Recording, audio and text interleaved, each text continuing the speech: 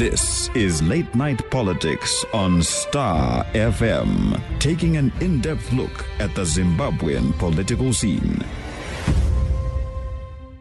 It's a Monday and it's Late Night Politics. Welcome to the first edition of the new year, and we begin it on a spiritual note. What is the role of the church in the new dispensation? My name is George Msumba. I do hope that you crossed over well into 2018. To help us in our discussion, I have with me Divine Destiny founder and leader, Bishop Ancelimo Magaya. Welcome to Late Night Politics. Thank you, George.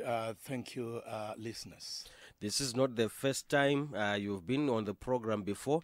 How has been the new year? No, it's been great so far. We look forward to a very fruitful year. I strongly believe that this year will go down history as a very huge installment towards our prophetic destiny, both as a nation but also as a church. Thank you, Bishop Magaya. Also in the studio, Evangelical Fellowship of Zimbabwe Secretary General, Pastor Blessing Makwara. Welcome to the program. Welcome, George, to you as well. Good I've evening, done programs Zimbabweans. with you before, but not on Late Night Politics. This is your first time? Yes, it is, and it's so late. I hope it won't also drown my thinking. It's late. No, that's fine. How has been the new year? I'm grateful for me and for us from the church. I think part of how we entered the year was we were celebrating a season in terms of 2017 being a time on its own, 2018 being a new year and everything new. Scripture reminds us that seek first the kingdom of God and all its righteousness, and everything else shall be added unto you. So for me, 2018, we call it a year of action and fruitfulness. So I'm so excited to already see some of the actions I must take as an individual, as a father, as a husband, as a pastor, as a leader in the nation, towards the fruits that we want to see. So I'm quite hopeful that God has greater things for me and for the nation of Zimbabwe. Thank you very much, Pastor Makwara. This is a political program, Bishop Magaya. Do you feel that the church has a role to play in politics? Do you feel that you are in the wrong platform? No, I don't feel that at all. Feeling that would be a contradiction, because the Bible from Genesis to Revelations is all about God at the center of politics, and God speaking into politicians, God ordaining leaders to bring the politicians and the kings to account. So when I come to a program such as this, I don't feel that I'm actually awkwardly placed. Not at all. Mm-hmm. And for you, Pastor Makwara, the church and politics? The church is the greatest political institution the world over, because politics, my understanding is that it is about aggregating interests, aggregating expectations vis-a-vis how they can be addressed within a confined limitation space. And so it's about how do we ensure that all the various needs of the people of Zimbabwe are the ones who form a church or who make up the church. So the church naturally has to be real and relate itself to the daily struggles of its people who are the worshippers. So politics and the church, that's one and same thing. Because when we say politics, we're talking about who is leading.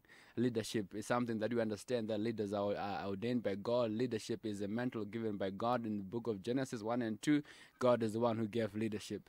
So for me and for the church, we're excited to come to this full understanding now that the church cannot be separated from what we call politics today. Mm-hmm. Thank you very much for that. So we do agree that you are on the right platform. We are definitely. And we are going to be preaching the word on the politics of the day as well. So you find that is a very good symbiotic relationship. No, that is wonderful.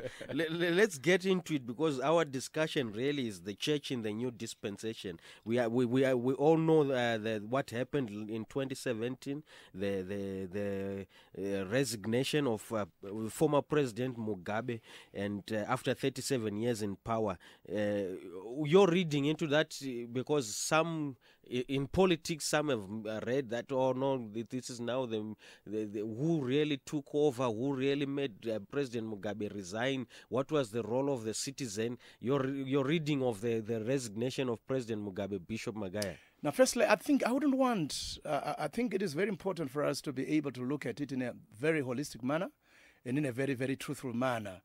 For me to actually call it resignation would be a very an unfair kind of treatment of the subject. Yes, he eventually resigned, but the truth of the matter is that the former president has been forced into resignation The former president has been forced to step down. He didn't intend to step down, even, I believe, to the very last minute. You heard him when he spoke, I think, on Sunday, the very last day that he addressed the public. He actually finished that address without making reference to his resignation. I'm very sure that he was actually trying to come to terms with the reality, that had actually dawned around him. President Mugabe had eventually to step down because the army had actually intervened, or possibly had a coup on him. So I wouldn't think that he resigned. He was forced to resign. However, it is very important to note that President Mugabe stepping down or a downfall was a very, very welcome development, given the fact that he was the face of repression, he was the face of violence, he was the face of the oppressive system that Zimbabwe really had suffered through. So it is quite welcome. We did celebrate, but I have already said before, and I will insist to say that we needed, and we still have to celebrate with optimistic caution, because when we went out, or when people went out on the 18th of November to demand the stepping down of Robert Mugabe, people were not doing so because they wanted Mugabe as a person to step down, but they wanted Mugabe, the system, to step down.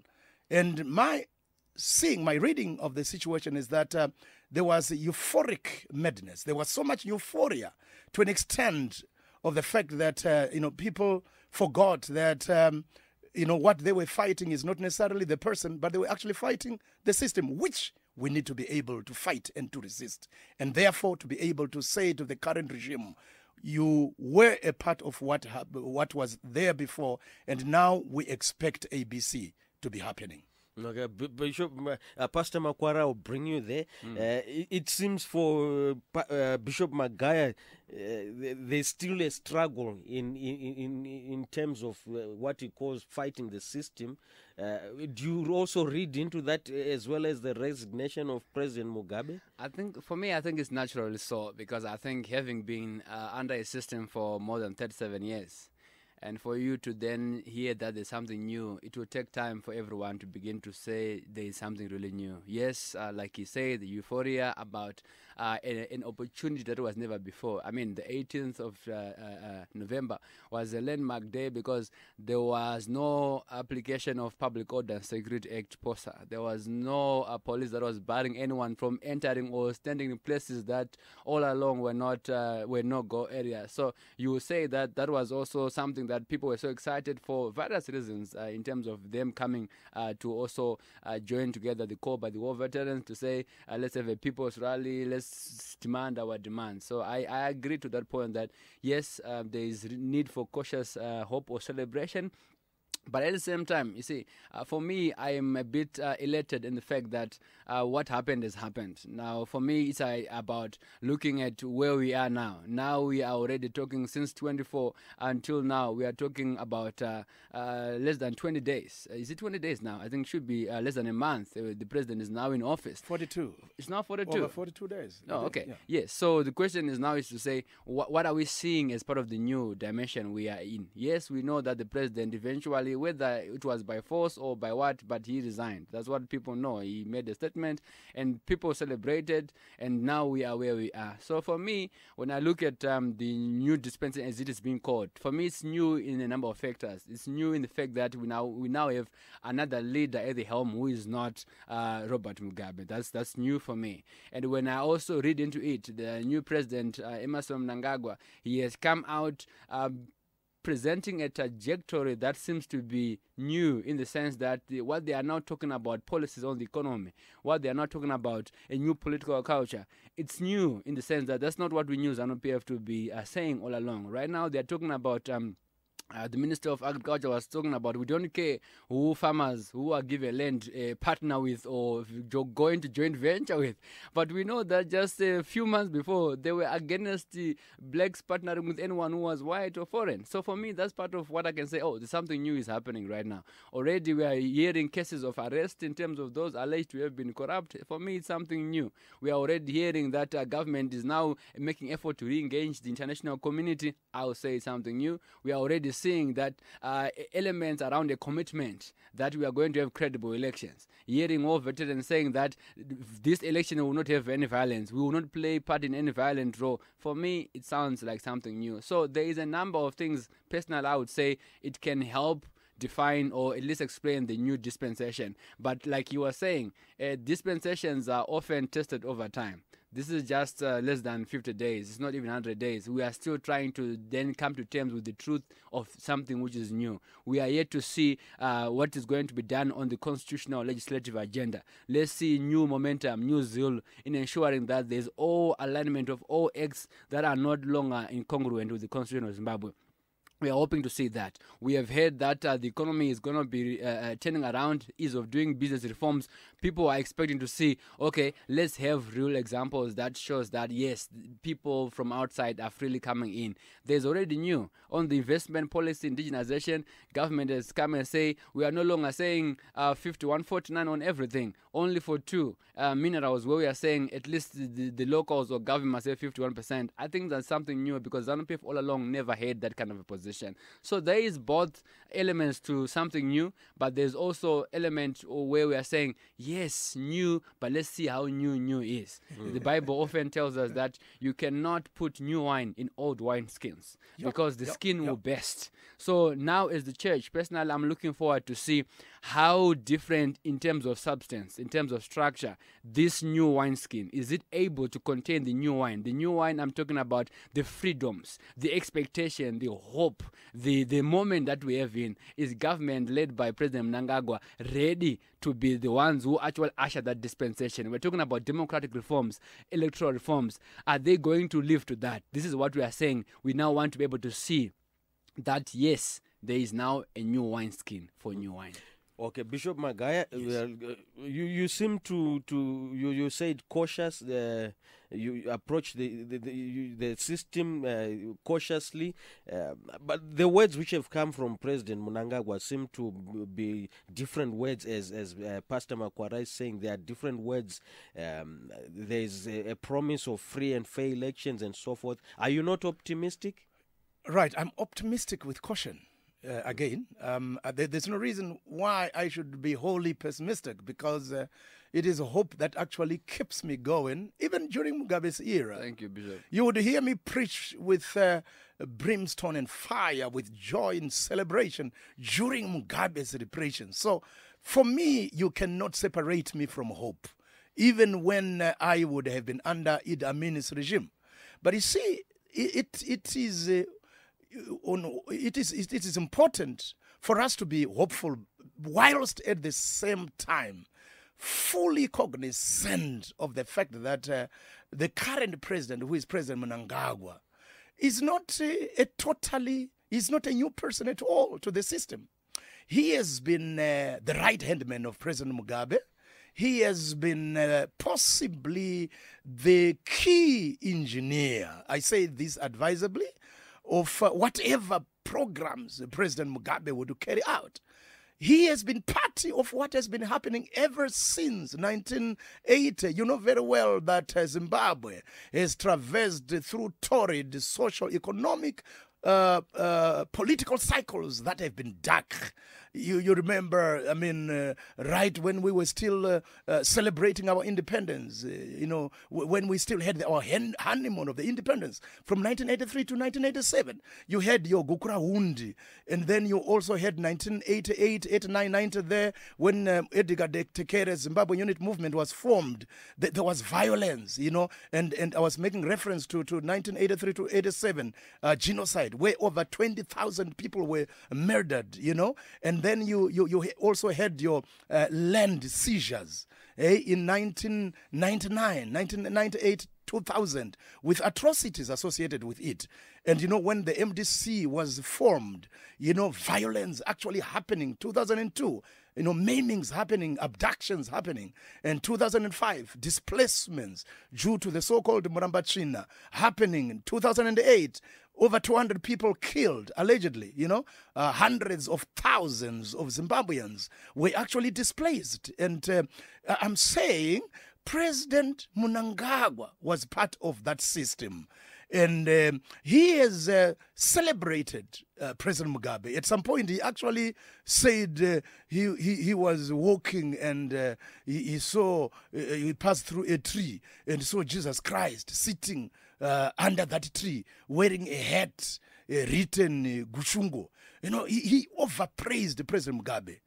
It is only reasonable for me to be very cautious because I don't know at which point he had his Damascus experience, and I'm very keen to understand when, and for him to rationalize the sudden swing on his policies. So what should he do to show that he has had his Damascus moment? Thank you very much. I've a few suggestions. I believe very strongly President Mnangagwa should come to terms with the reality and be able broadly to decide who to lose on his side and who to gain. What I'm going to be suggesting might mean that he might lose a few of his colleagues and be able to win a lot of us and almost confuse us, a number of us, into possibly voting for him, possibly. Number one, President Mnangagwa should admit that, in all earnestness, Gukura Wundi was indeed a moment of madness. But you see, unfortunately, you can't have a moment of madness, a moment that stretches for 4 years. He has to publicly own, he has to publicly apologize to the people of Matebele land and to the entire Zimbabweans, and to say, I was part of this government, I was part of the operations, I want people to forgive me. I don't know why I was so much afraid to be part of this madness, but I'm very sorry. Secondly, he has to admit that the previous elections were not conducted well. He said, you cannot talk about wanting to conduct new elections that are free and fair. In the first place, did we ever have elections that were not free and fair? Why don't you come up clean and clear an admission that our history is not right? Admit the fact that 2008 was also a season of madness where hundreds of people were maimed. I took care personally in our church of over 450 people that were displaced. So he has actually to apologize. And then thirdly, together with the Zimbabwe Defense Forces, they need to reverse what the late General Navashe said on public television, namely that a way to State House is straight-jacketed, and they were not going to really salute anybody who does not have war credentials. Now, those things are in public domain. You cannot just make or purport to make changes without making reference to behaviors and a way of life that is diametrically opposed to the sudden swing. Now, if he does that, I can assure you, people will be ready to really understand him. And don't forget also, in Bulawayo, some youths were arrested. But also, let me be quick to say, the generals actually talked about the fact that, the president is very safe, the president is very sound. Now, the president should not be the only person who should be sound and safe. We also now want to hear the update on the operations, the project that they carried out, started on the 13th. How far have they gone? How many criminals have they caught? And who have been arrested? And do we have any lives that have been lost? Unless we have such open discussion, then we continue to hold President Mnangagwa and his colleagues with a measure of suspicion. Pastor Makwara, you had a Thanksgiving service in Bulawayo last week. You were part of it. Your reading of the new dispensation as far as President Mnangagwa is concerned, and the words he has spoken, the words of peace and so forth, do you agree with Bishop Magaya that there are certain issues that he must speak out on? Or as a church would say, I think this is a newborn creature, let's move on? Certainly, for anyone born again, the Bible says that behold, all things have become new. But it does not mean that the record of the past is already forgotten. Sure. People will still remember what used to happen. I can give an example of whom we now know as Paul. Before he became Paul, he was Saul. He was known for how he was known by the community. In fact, when he had his own Damascene moment, even the church refused to accept him for a good time in the initial phase because they were still not so sure whether it was the real transformation. But God also assisted him, and also his demeanor in terms of showing the fruit of repentance was good. So for me, I would say that everyone has a record, bad and good. But what I want to appreciate is I read from the president is that there is an admission that he has made publicly that things were bad in the past. In his inauguration, he spoke about the politics that was very. He used so many good words, and rankuras. Some of us we miss the language, but it was to talk about a very toxic politics, which includes even hating even those the perceived opponents. That's kind of acknowledgement that he made in a way. And also, when you read from the statements by the Minister of Finance as he was introducing the new proposal for the budget, if you read the preamble, it is full of admissions of the government that they failed in many ways along from 37 years that they were in charge or in power. It's part of the admission. And I want to agree that now it is the same President Mnangagwa who is it yesterday or day before yesterday, he signed into law now. The National Peace and Reconciliation is now an act. Yes, we will talk about that. So yes, that for me, it also shows that he is aware that there are issues that you have to deal with reconciliation. He has been talking about forgiveness. He is aware that there have been hurts. So I want to believe that those who are around him and advise him, I know that there is Professor Nyati, one of the leaders who have been helping other countries around the reconciliation effort, that issues that have been raised by Bishop Magaya will be part of the conversation in terms of what the NPRC is going to be dealing with going forward. So for me, it's something that shows admission of wrong, and we are already saying now here is, in fact, when he appointed one of his vice presidents, Honorable Kebo Mohadi, he was given to be in charge of the portfolio of reconciliation and peace. For me, it is a testament that there is a commitment that we cannot proceed until all these things are addressed.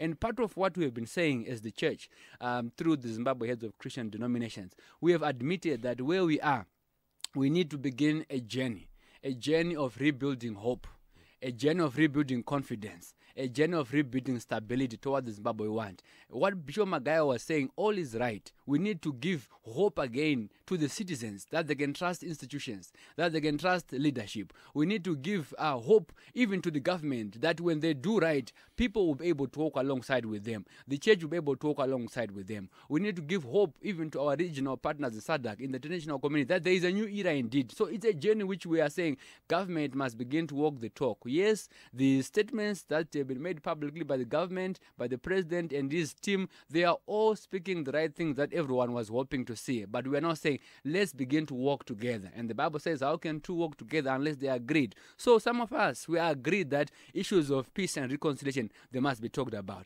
Issues around economic recovery. In fact, from last year and in the year before, as the church, we submitted numerous concept papers to the former president, that we need to have a conversation around how we can turn around our economy. Our people are suffering. We did not get a good ear and a response on that one. We still are saying the same thing. In fact, in our congratulation message, which we sent on the 4th of December last year to the new president, we mentioned those things, that at this time, for people to have hope in you, in your leadership, for people to have confidence and for there to be stability, let's address issues of reconciliation, of healing. Let's also address issues of economic recovery. Let's address our political culture. Our culture of politics must not be a zero-sum game. It must not be a winner-take-all approach. It must be an approach that recognizes human inherent dignity, that together we can do a better thing than separately or than alone. That's part of the political culture. We have also made known to the president that as a church, we are expecting saying that government be able to respect the rule of law. Constitutionalism. Part of constitutionalism speaks to what Bishop Magaya is saying. Let there be accountability in terms of the relationship of the state and its citizens. If there are anyone who are under the care of the state, we need to know how the state is doing. It's said that the state is losing a number of its cases in the courts because of procedural irregularities. They are not following the constitution. They are supposed to present alleged criminals within a certain time frame. They are flouting that. So the next thing, that person now finally makes it into the court. They are acquitted because of that procedural thing. It's about the rule of law. It's about constitutionalism. Now we are talking about credible elections. The framework for that to be there is already there in the constitution. What it now only requires is the political will to be able to do the same. So for me, I'm saying that yes, there seem to be progress towards the right direction, but we are saying we cannot then say, let's fold our hands.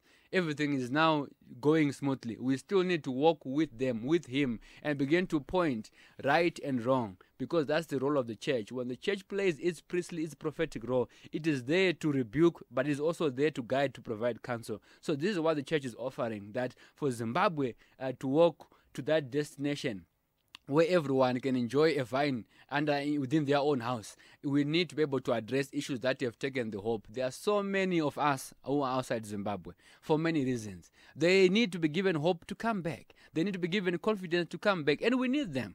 And we are also happy that the president has begun to make some business trips outside. But we are saying, don't just go there to look for their money. Go there to look for their confidence in broad terms that they are also Zimbabweans. That give them what is due as Zimbabweans who are also abroad, for us to rebuild this country. If you go into scripture, Israel, Jerusalem, the nation of Israel around the time of Nehemiah and in other times, it was rebuilt largely by those who were outside, with the support, yes, of those who are inside. So we cannot say we don't need those who are in diaspora. We need them. We love them. So let's be able to show that, hey, we are together. Sorry for what we did for you to run away, but we are saying, let's make home for you and for your children. That's what we are saying, and we are expecting that as we move together, the nation can begin actually to walk the journey of rebuilding hope, confidence, and stability. The program is Late Night Politics, and tonight we are on a spiritual plane. We are discussing the role of the church in the new dispensation. What does the church say about this new dispensation? Is there hope? What role can they play in guiding the leadership towards a Zimbabwe that we want? It's Late Night Politics. Don't be confused. It's not faith on trial or anything like that. And in the studio to help me with this discussion, I have Divine Destiny founder and leader Bishop Ancelimo Magaya, as well as Evangelical Fellowship of Zimbabwe Secretary General Pastor Blessing Makwara. Let's talk about last Friday. There was the passing or the signing of that act, the National Healing and Commission Act, as well as a visit by President Mnangagwa to the MDC-T leader, Mr. Morgan Tsvangirai. Your reading of that, Bishop Magaya, it seems as if there is a bridging of the gap between the political polarization is going away. Is that how you see it? Well, I again, everything that I do, I'm very cautious. I embrace the gesture, to be honest with you. I think this is a good starting point. Whether it was done wholeheartedly or not, but my point is, you see, I don't want contradictions. If at some point you hated him, you really spoke ill of him, and then all of a sudden now, of course, you are now in power, you go to visit him, some people will, you will have people that will embrace that with gladness and say, look, this is very good, and the bridges are actually getting closed and what have you. But you also have some people that will regard that with suspicion and begin to think that obviously he was going there because he wanted it to be filmed, so that you see there President Mnangagwa with Tsvangirai, who is ill, healthy, and possibly not fit for elections, for to be a candidate. This is what people think. I don't know. What do you think? No. I would say this is what I think. The Bible says, everything might seem clean before the eyes of men. Proverbs chapter number 16 verse 2. But God weighs the heart. Yes, amen. So I want to hope that the president has done it sincerely. But I also want to say to him, if he has not done it sincerely and for wrong reasons, the God that sees the secret chambers, Hallelujah. the God that sees the dark areas in our hearts, he sees and he knows issues behind issues. He knows the reasons behind the reasons. You know, there is a leadership guru called Steve Cove, who actually talks about the heart having the reasons that reason knows not. So a heart is a very intricate, item. God discerns the intentions of the heart from a very distance. Yeah. So that's my comment. But also just to say, I don't really think it was necessary for him to carry all this whole lot of media, if this was just meant to be a visit, to really identify with a fellow Zimbabwean who is also a leader of a political party. There was no need. In fact, there have been moments where political leaders hold meetings and they actually instruct that these be closed door meetings. And out of being sensitive to the to the feelings of people, and even possibly the one that you have visited, if it was so sincere, I believe that the president could have simply shut out the media and just allowed that report that he has gone to see the MDC-T leader. And this is my position. I will come to you, Pastor Makwara, but on another issue, has the MDC-T been sincere in its representation of its leadership? Should we hide if a leader is not feeling well, is not well? Is it something that we should hide? Not at all. I don't believe that. I believe that Morgan Tsvangirai is a leader that a lot of people within the opposition look up to. And I believe that there are people that might also want to be praying for him. And so to actually hide that he is not feeling well is not right. So if they've done that, obviously that's lack of sincerity. But I thought Morgan Tsvangirai is healthy, is in public arena. He has said it, addressed the media, and I think he has been in and out of hospital. And so I think this is fairly public. And there is no need at all for anybody to pretend that Morgan Tsvangirai is healthy. And if he was comfortable with the media being around? I'm not too sure. If he was comfortable, he might have been comfortable. But I believe that even if he was comfortable, it doesn't justify the ill intentions if there were such. Okay? It might. You see, Morgan Tsvangirai can also be very naive, by the way. So it's not that I do condemn any ill behavior, any ill intentions. Because Morgan Tsvangirai sees it like that. Morgan Tsvangirai is natural. He can misread. He can misjudge. I endeavor to see things the way Christ could have seen. When Jesus Christ walked on this earth, remember that woman who was brought to him by the Pharisees. We saw her and we caught her committing adultery. And Moses said that if you see anybody who is committing adultery, that person should be stoned. And, that was true. That was in accordance to the law. But Christ knew their hypocrisy. And I'm very sure that some of them had committed adultery that morning, but they did not meet court. So Jesus lashed at their hypocrisy and said, anybody that has not committed sin. So I don't want to flow with the masses. I don't, and I will not, including Morgan. I will not flow with him where he is misjudged. So this was, in your view, in one word, this was ill-conceived, this meeting? This meeting was not ill-conceived per se, but the publicity of it and the showing and the filming of him, I am not too sure of the intention.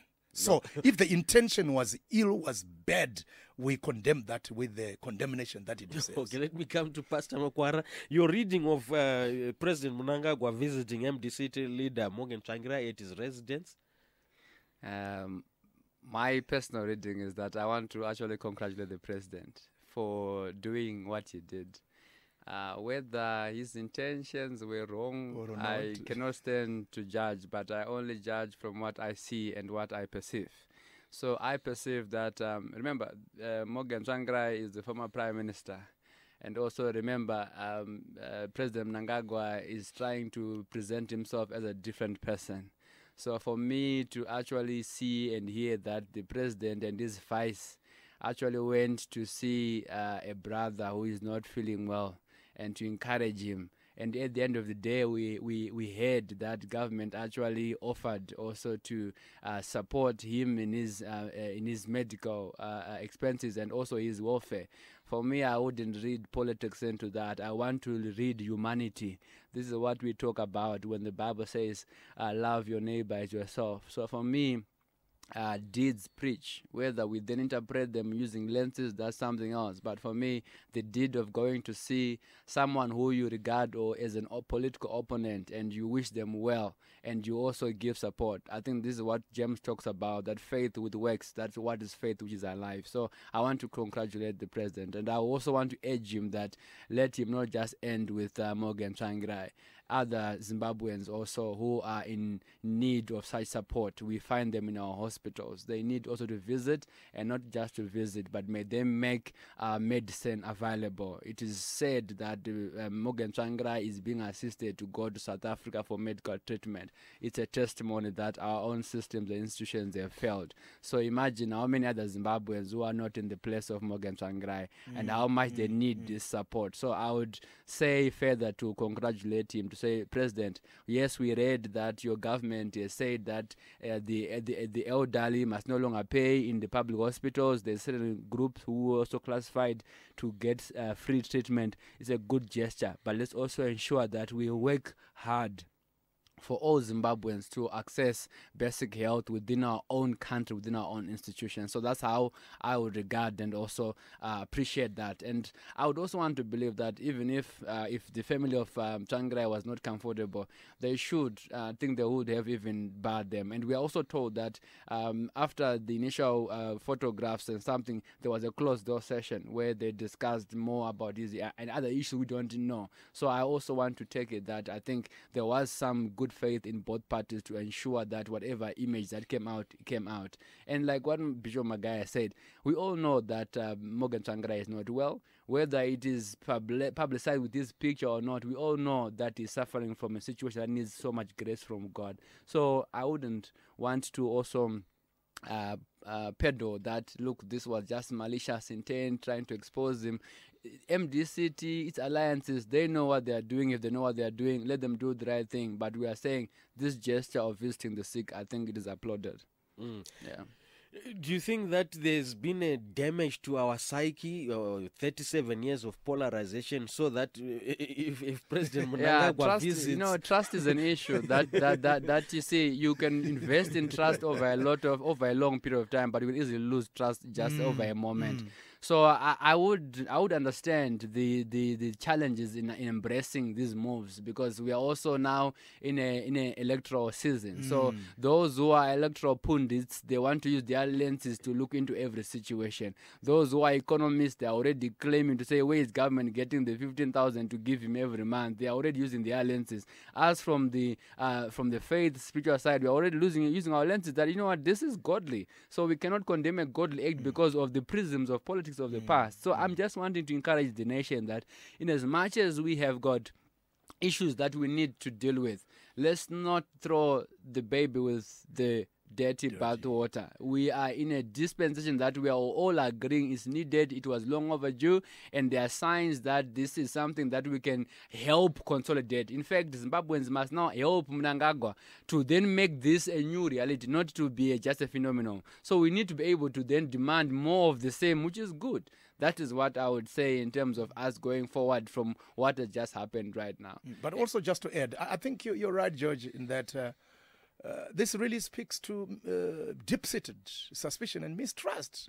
And I would advise that let us not blame people for thinking things. I mean, Zimbabweans have been hoodwinked, have been really cheated and, shortchanged. 37 years. I made reference to our independence honeymoon, soon after independence, some people were running away from the country, Joshua Nkomos and so on and so on. So when people regard or look at these things with the lenses, with some suspicion, we need to be able to really understand that. And I think this really guides the president to really understand that he's got to work hard, start well, do things right, where possible, seek spiritual guidance.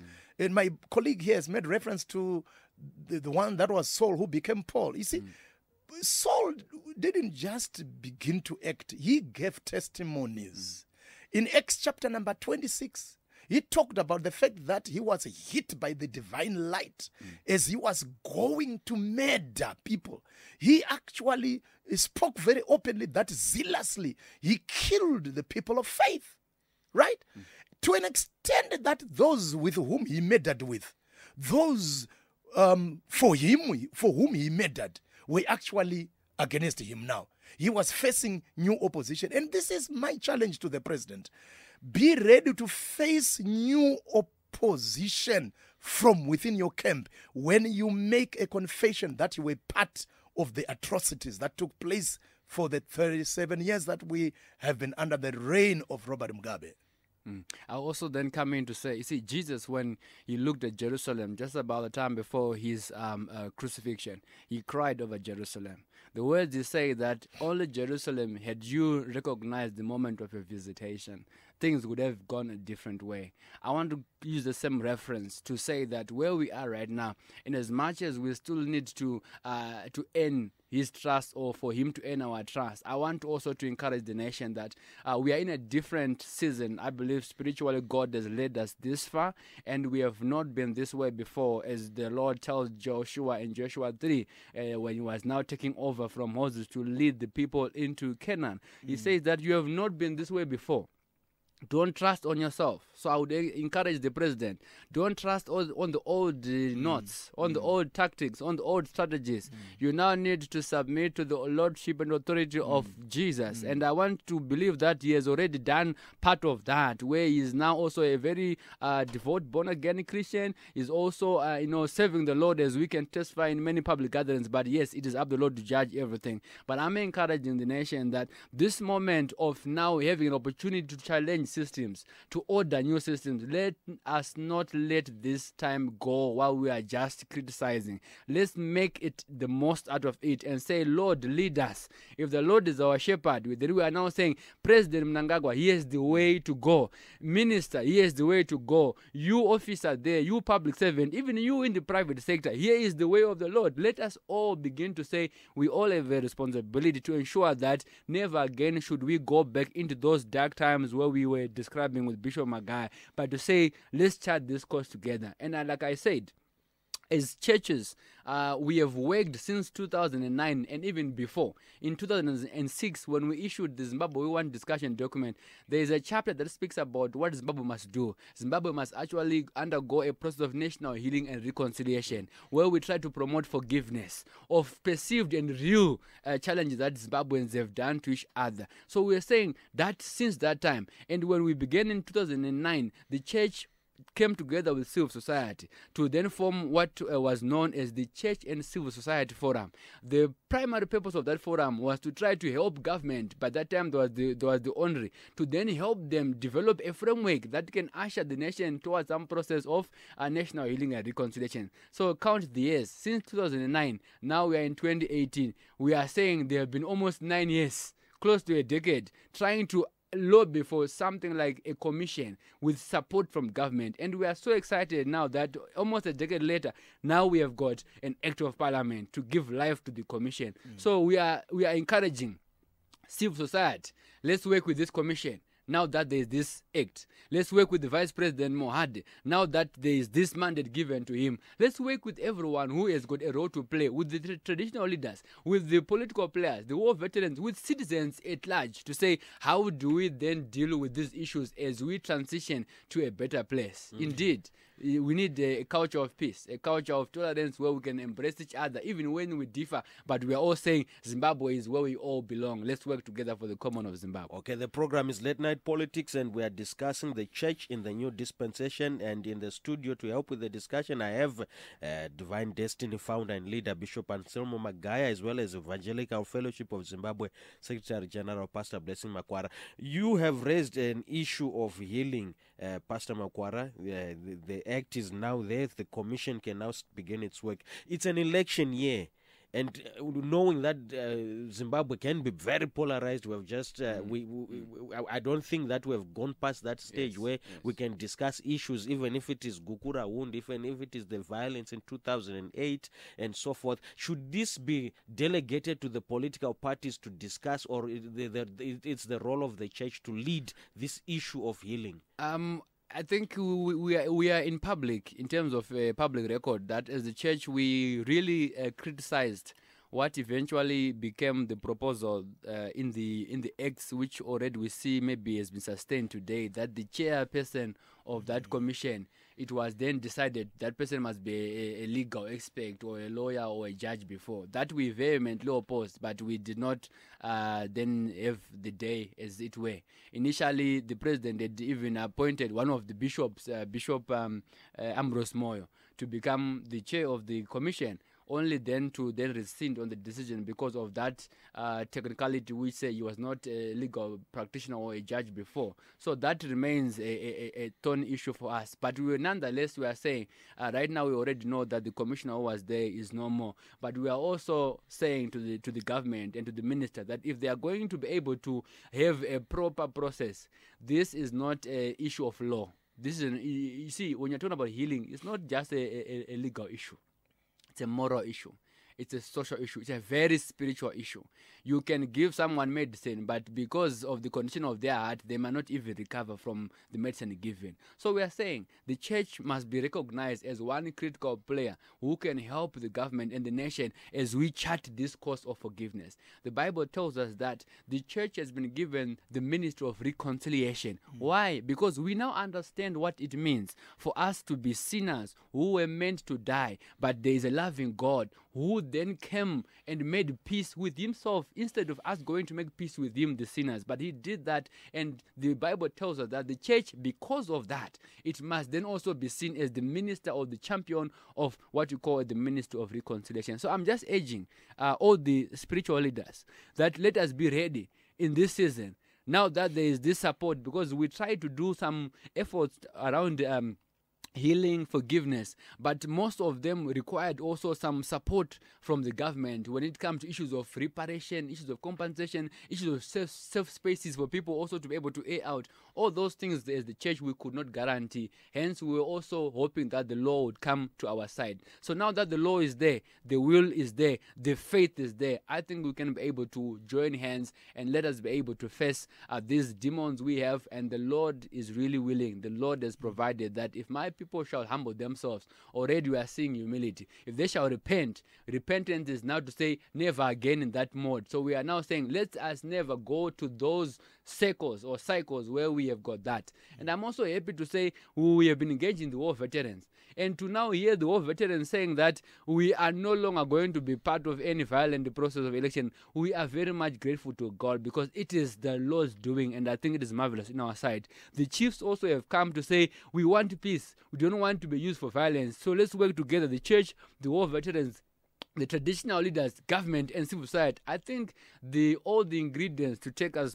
forward, they are now in place. We are just saying, Lord, give us the confidence to face those challenging conversations, and may we be able to find our way going forward. So that's what I would say when it comes to the role of the church in this conversation around giving life to the National Peace and Reconciliation Commission. Mind you, the commission is a lifespan.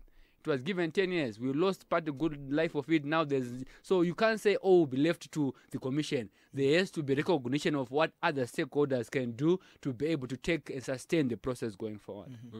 Bishop Magaya, there were 8 people who at the Thanksgiving service in Bulawayo who protested. Mutwaka's Republic, they are looking at cessation of a chunk of Zimbabwe to go to what they call them Twagas. That approach in terms of dealing with issues which are sensitive, like the Gukura Wundi or the violence in 2008 and so forth, is it something that you would support? Well, thank you for that question. But before I answer that, I just want to commend my colleague here. I mean, he has said some things that are very important and very profound that I would like the nation to know that I do agree with, that we need to be very sensitive to what God is doing. We need to be very sensitive to the processes that are taking place, albeit, of course, the fact that we also need to be very aware that we have not yet reached there. Yes. So that balance, I think, is very important. And let us allow God to be dealing with his people and to continue to discipline those he disciplines. I mean, there's a chunk of people that have been arrested, and I believe also that there could also be people that are part of this system that also need to be investigated. Right. You see what I'm talking about? I mean, we have heard rumors. I mean, we've talked about the people like Chombo that have been arrested, and there've been some allegations about Mpofu. We don't know much about that, but we would want the law to apply non-selectively. And also, I also hope sincerely that the president is born again. I mean, this is not the first time that I've heard about his being born again. He gets born again a number of times, really, to be honest. He has been born again sometime in 2009 or so. And so I really hope that this is not just cyclical. God is God in heaven, Mr. President. Let's be sincere. Let us not play games with God, and let us mean what we say. Now, coming on to what you're talking about, the Mtwakazi kind of protest. I think the way we should look at it here is it should be very broad and a bigger picture. The fact that we have had cycles of darkness, as I've said, is very important for people to understand why then people behave the same certain ways that they do behave. I might not necessarily concur with the approach that the Mtwakazi folks, where they talk about making Matabeleland a state that is independent. I will not agree with that, but I will not agree with an approach of quelling them and squashing them for freely expressing what they want. And I will also understand why they do say what they do say, because you know very well that Matabeleland has been marginalized. That region has suffered, and suspicions on whoever comes who is not Ndebele folk, I mean, obviously would have to be understood. So what is it that any leader who is responsible should do? You should be able to understand why people think in certain ways. It is because of what has happened. So I would like to suggest that let us stop, the government should stop forthwith repressing people and squashing and crashing, brutally crashing protests. I mean, we were protesting without end, I mean, from the 18th of November, and I remember we had hundreds of people in the Africa Unit Square praying, and one of the things that I did say there was these freedoms that we are enjoying now, we want them permanent. So if those guys came to protest, it's very simple, Mr. President. Welcome them, receive their document, hear their grievances, and say to them, we have noted what you have said, we will look into your matter, and you say it so meaningfully, and you look into those grievances. This is the way to go, and not to arrest people that are actually protesting. Otherwise, we begin to question, and we begin to wonder whether we should continue with the solidarity. So this is what I would say on this one. I think, Judge, I'll also come in to say, if you use the conflict analysis or transformation lenses, you realize that in every conflict there are positions, there are interests, and there are needs. So the position that you have mentioned of secession, it's a position. But then one has to then dig deeper to then say, what is the basis of the position? What are the interests? What are the needs? So I would urge the government to be able to look into this situation and review genuinely the needs that are at the core of this position, so that there is a way to also address the needs. Because when needs are met, a lot of other positions, which are often public projection, can always wither away when the issue at the core is addressed. So it will be important that government take it seriously to also address the issue at the core of the concern or that influences such kind of a position. And we are also saying, as Bishop has said, if there is any matter of arrest, it must done within the confines of the law, so that at least everyone enjoys what is provided as rights. But also I think it will be important also for citizens also to just also be able to go about presenting their issues in a way that also recognizes others. I understand this was supposed to be a service, a Thanksgiving service somewhere, so one would say, but that was in a church, so was that the best place to do that? I wouldn't want to argue about that, but my main point was to say there is a position that they've taken, but I think it is informed by the need that is there. Let us all look at the need and address that need, and I'm sure we can be able to find an amicable, sustainable solution. 2018 is we have elections, and I don't know, does the church have any influence on some of the candidates? Are you going to be putting forward Christians to run in offices? We have seen that you have delegated, the church delegates vanhu vemunyika kuti vamire imi mune zvamunoita here kuti pachipinda kamakristu acho. I think George panyaya taura tinoionawo nema-different prisms pakutanga kwayo. Yes, church inokurudzira ma-Christians kuti vaite assume leaders, because the Bible says when the righteous are in authority, the people, they rejoice. So we are also saying those who have received the grace, who knows the ways of the Lord, and who wants to walk in obedience to exercising authority over others according to God the way, take responsibility, be in office.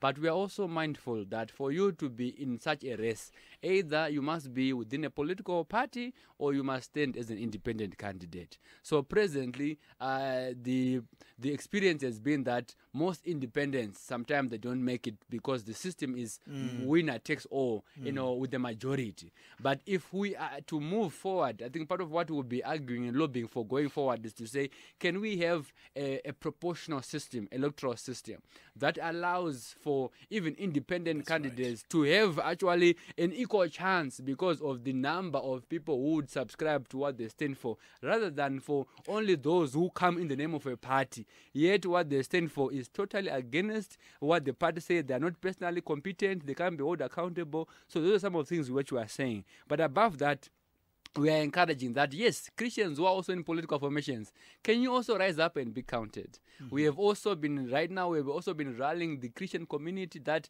there is this biometric voter registration. You must actually physically go and participate and be registered. I'm so excited and proud to say I'm a registered voter myself.